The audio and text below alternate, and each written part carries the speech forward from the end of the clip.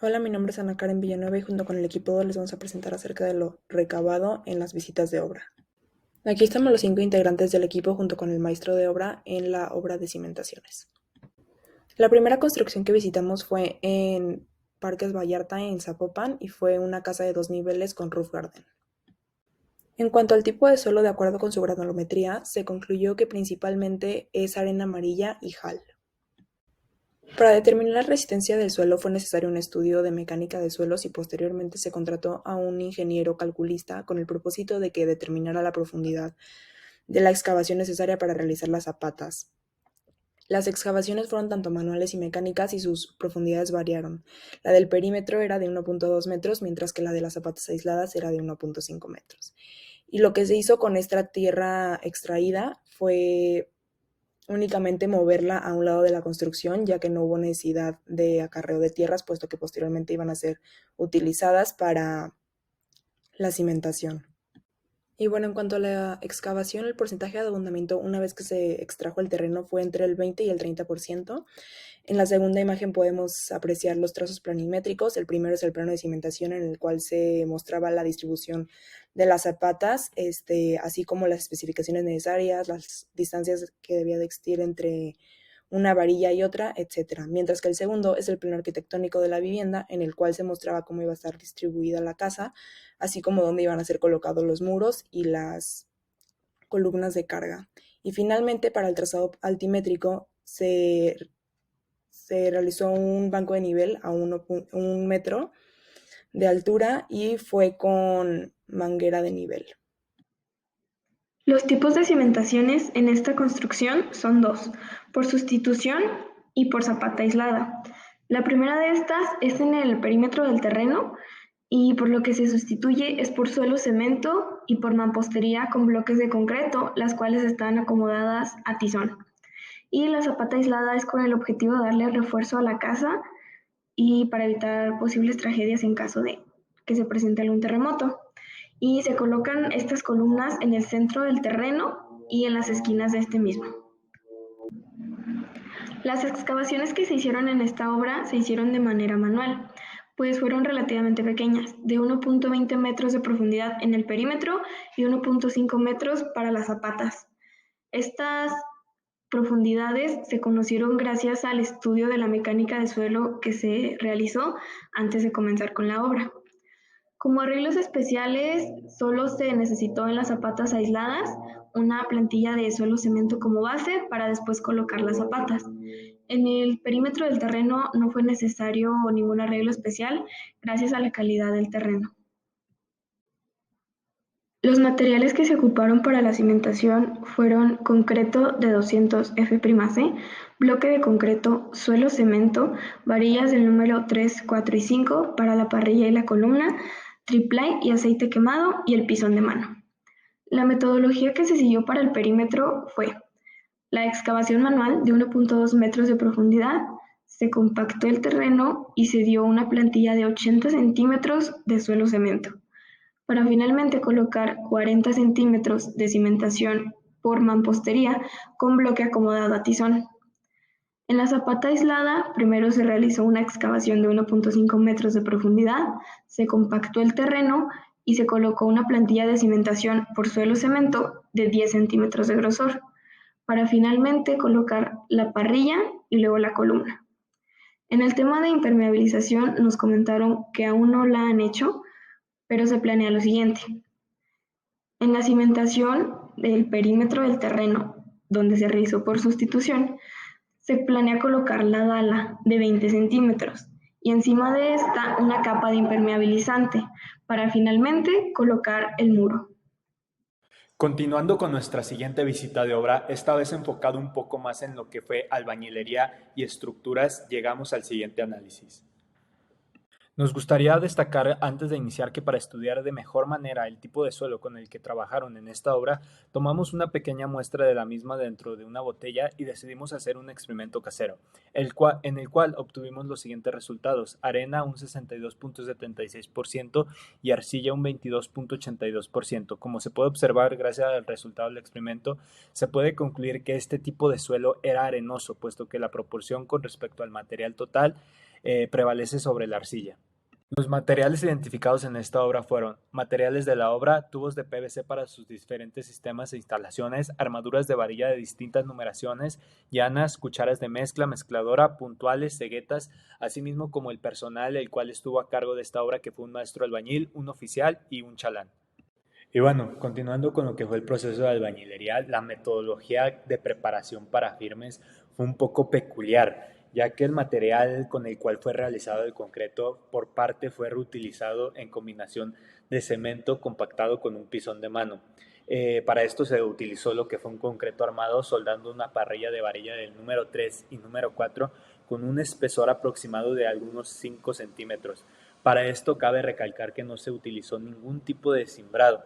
Esto a su vez, la calidad de todo esto pues traía algún tipo de consecuencias, ya que la calidad del fraguado del concreto se verá mermada e incluso pues puede correr el riesgo de no ser capaz de sustentar tanto el propio peso, alineamiento y forma, así como las cargas diferentes de la naturaleza.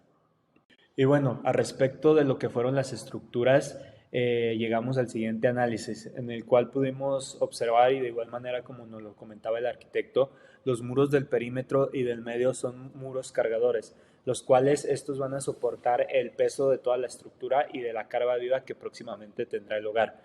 Con esto cabe recalcar que el arquitecto no utilizó a algún especialista en esto de muros cargadores. Todo fue en base a empíricamente hablando y a experiencia del mismo arquitecto. Asimismo, los muros con los cuales fueron hechos estos fueron del mismo material del terreno, el cual pues contiene JAL. Para esto no se plantea utilizar recubrimientos, más bien se tiene pensado darle un pulido final a lo que ya se tiene y rellenar los huecos existentes con más cemento, el cual se va a pegar posteriormente con Festerbond. Para esto sí observamos de que los muros pues sí contenían ciertos huecos, esto debido a que no se realizó el varillado correcto para que asimismo asentara bien el concreto. Y por último, pues no se planea utilizar los recubrimientos, más bien se tiene pensado darle un pulido final a lo que ya se tiene y rellenar los huecos existentes con más cemento, como ya se comentaba. Dentro de esta sección de estructuras también pudimos conocer el levantamiento de las columnas, vigas y losas. Obtuvimos o conocimos que se colocaron columnas conectadas con ángulos en la parte inferior, reforzados con una vigueta que sustituyó a una viga de 6 pulgadas. Además, se redujeron los claros de la fachada para no recurrir a una necesidad estructural de incluir una trave de tamaño considerable que sustente las cargas de la edificación. Y en la parte frontal de la edificación, al nivel de las ventanas, se colocarán 2 PTRs posicionados verticalmente, con lo cual trabajaría junto con las dalas del entrepiso. Además, observamos la conexión de los distintos elementos estructurales que observamos. Como primer punto, se implementaron dalas o traves de concretos dentro del muro, es decir, ahogadas, como procesos requeridos para la conexión de los muros cargadores con la cimentación. Los muros cargadores se conectan a las zapatas por medio de los castillos que quedan empotrados con el muro de carga. Estos, de igual manera, quedan ahogados en el muro. Un dato curioso es que los muros tienen un total de 15 castillos alrededor de ellos y tienen distintas distancias mayor a 3 metros. Las respectivas instalaciones fueron instalaciones hidráulicas, instalaciones eléctricas e instalaciones sanitarias. En las instalaciones hidráulicas observamos que se prepararon con tubería de CPVC, pues la presión requerida para el suministro de agua lo implicaba y lo hacía necesario. En las instalaciones eléctricas se utilizó el famoso poliducto para realizar las instalaciones necesarias y algunas chalupas o salidas del sistema eléctrico. Dentro de las instalaciones sanitarias, el sistema de aguas sanitarias y pluviales fue compuesto de tubería PVC y colocada con un adhesivo especial para el mismo. Las instalaciones sanitarias, su destino de descarga fue directo a la red general del coto y las aguas pluviales dirigidas a un pozo de absorción ubicado en el jardín. Esto con la finalidad de la permeabilidad del terreno. Como último punto, observamos la planimetría correspondiente de ambos planos, el plano de cimentación y el plano arquitectónico. En el plano de cimentación observamos la dimensión y ubicación de las distintas zapatas. Además, observamos al centro de la obra una zapata corrida y en los laterales de la obra observamos cómo se implementó la cimentación por sustitución. Incluso también podemos ver los ejes. En el plano arquitectónico observamos que es o que fue especificado para una vivienda de 3 plantas, es decir, de 3 niveles. Ahora bien, llegó el momento de utilizar la herramienta de ingeniería de valor que se nos facilitó durante la clase. Como primer paso, analizamos el concreto molecular Hebel contra el bloque de concreto sólido convencional, fue lo que planteamos primero. Después definimos las dimensiones de un muro arbitrario de 18 metros cuadrados sobre el cual partir nuestro análisis. Enfocado hacia la partida estructural y albañilerías, comenzamos el análisis de la ingeniería de valor, para después poner las características generales de cada material. Un aspecto que queremos resaltar es que toda la información utilizada fue recabada de manuales y fichas técnicas de cada uno de los materiales.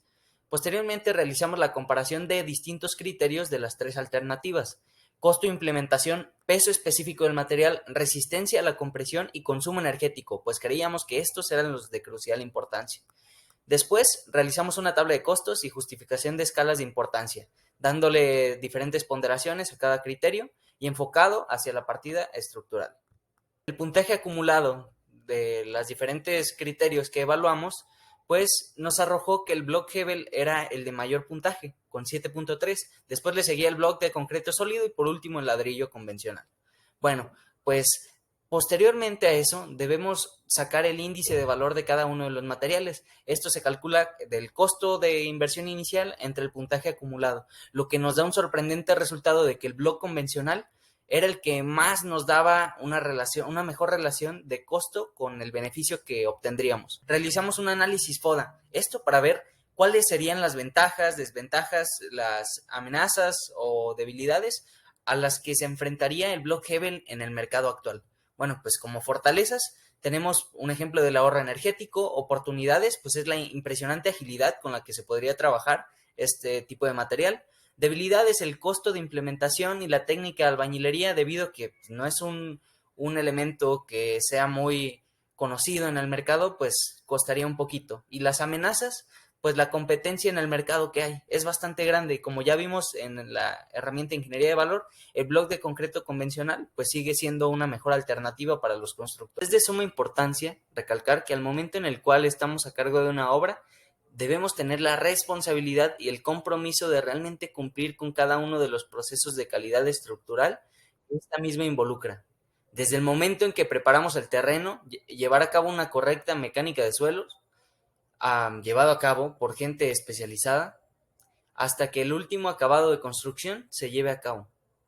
En el análisis de estas 2 obras pudimos percatarnos sobre los distintos métodos utilizados para la construcción en este caso, casas habitación, en donde los intereses de ambas obras pudimos ver que eran realmente particulares, y pues al final el producto que pudimos observar en cada una tenía ciertas diferencias. Entonces queda en nosotros aprender sobre qué se debe y qué no se debería de hacer, y agradecemos mucho la oportunidad que se nos dio en este curso.